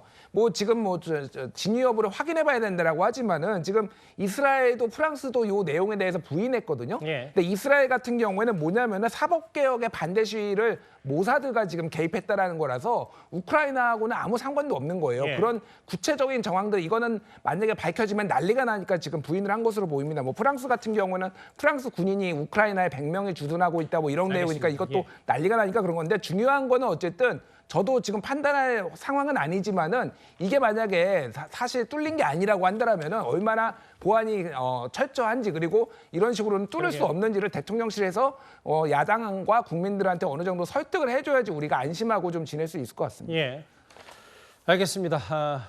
동맹 감청 얘기 여기까지 정리하겠습니다. 그럼 지금까지 들은 여러분들의 목소리를 만나볼까요? 첫 번째 댓글입니다. 가짜들이 판치는 대한민국 이 슬픈 현실을 어떻게 해야 하냐라고 하셨고요. 예. 일가읍 주민들 단단히 만났을 것이다 이렇게 하셨습니다. 예. 홍준표 시장과 이재명 대표는 콜라와 사이다 닮은 꼴이냐라고 하셨고요. 예. 전화 예전은 초등학생들도 배워요라고 하셨습니다. 또 볼까요?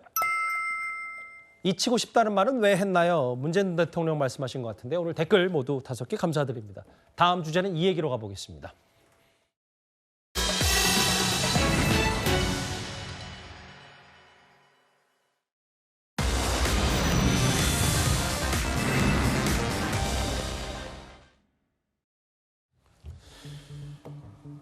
음주운전 얘기를 좀 해봐야 될 것 같습니다. 술에 취한 60대 남성이 운전하던 차가 인도에서 걸어가던 어린이를 덮쳤습니다. 9살 배승아 양.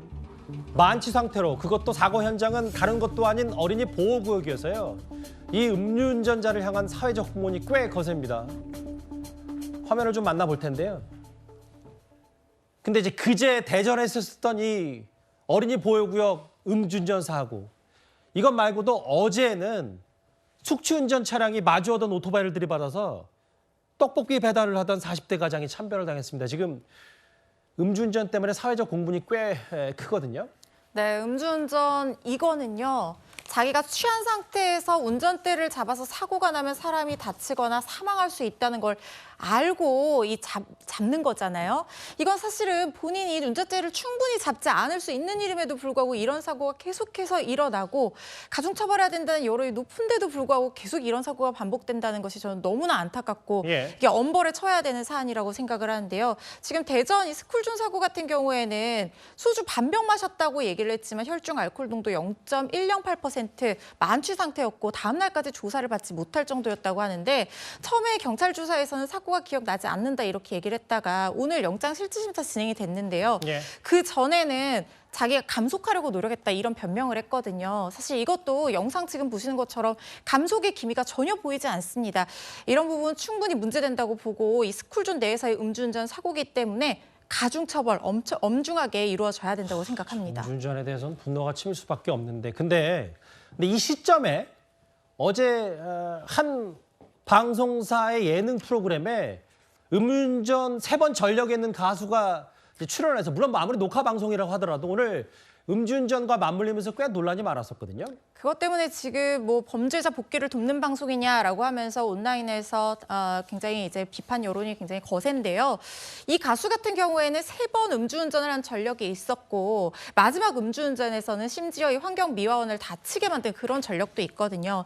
그런데 이런 가수같이 이 대중에게 영향력을 미치고 특히 아이들에게 이 우상이 되는 이런 인물들 같은 경우에는 사실 이렇게 쉽게 용서받고 다시 자신의 본업에 복귀하는 이런 모습을 보이게 되면 이 보는 사람들은 이렇게 잘못을 저지른다 하더라도 시간만 좀 지나면 다시 자기 일을 할 수 있고 용서받을 수 있네 이런 경각심을 낮추게 될 우려가 있거든요. 그래서 이런 부분에 있어서는 쉽게 용서받는 어떤 모습이 연출돼서는 절대로 안 된다. 저는 이렇게 생각을 합니다.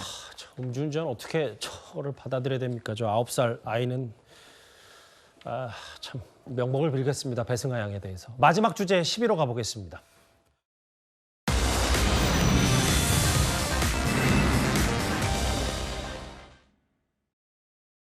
바로 제목 그대로예요. 음식 값 결제하는 척 하더니 저 카드 복사해가지고 1,700만 원 쓴 이 배달 기사들이 지금 덜미가 잡혔다면서요? 마그네틱 선을 이용해서 결제하는 척하면서 정보를 빼가서 몰래 불법 복제 카드를 만들어서 1,700만 원 귀금속을 구매를 했다는 건데요. 여신전문금융법 위반의 사기죄까지 해당되는 범죄입니다. 서명을 하고 만약에 귀책 사유가 없는 카드였다라고 하면 이 부분 사고 신고를 하게 되면 전후 60일로는 부정 사용에 대한 보상을 받으실 수 있으니까 참고하시면 좋을 것 같습니다. 별의별 다 있었습니다. 신용카드 복제한 배달 기사 얘기까지 11호 짧게 한번 만나봤습니다. 봤습니다. 월요일 뉴스탑10 준비한 소식은 여기까지입니다. 곧바로 뉴스웨이가 이어지니까요. 많은 시청 바랍니다. 여러분 고맙습니다.